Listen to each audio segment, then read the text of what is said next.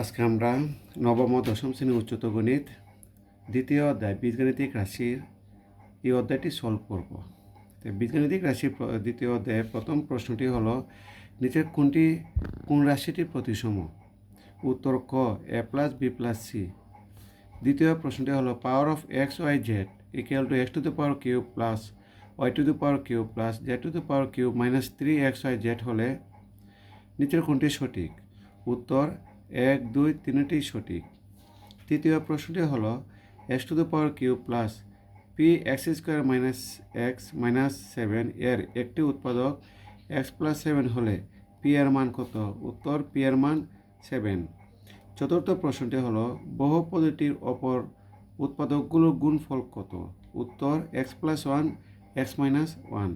এবং সর্বশেষ পঞ্চম প্রশ্নটি হলো x to the power 4 minus 5x to the power cube plus 7x square minus a বহুপদীর একটি উৎপাদক x মাইনাস 2 হলে দেখাও যে এ equal to 4।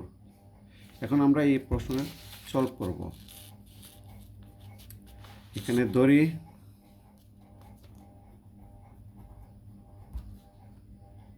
Power of x equal to x two the power 4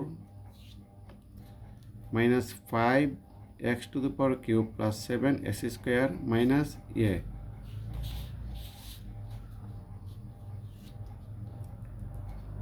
x minus 2 power of x এর একটি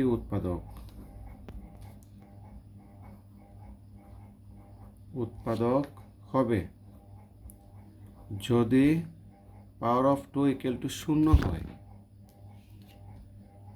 এখানে power of 2 equal to 2 to the power 4 5 into 2 to the power cube plus 7 into 2 square minus a 16 40 28 minus a. এটা যদি আমরা calculation করি তাহলে দাঁড়ায় 4 minus এ। অতএব 4 মাইনাস এ ইকুয়াল টু 0 বা 4 ইকুয়াল টু এ।